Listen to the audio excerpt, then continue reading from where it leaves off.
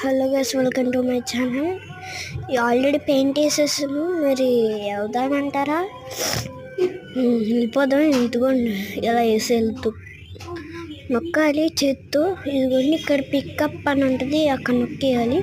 నొక్కేసి safe zoo అనే వెనకాల ఉంటుంది గ్రీన్ కలర్. అంటే మనం ఇలా దాక్కోవాలి. అది వచ్చినప్పుడు మీకు చెప్తాలి. ఈ రోజు నా అదృష్టం అప్పుడే చనిపోయింది.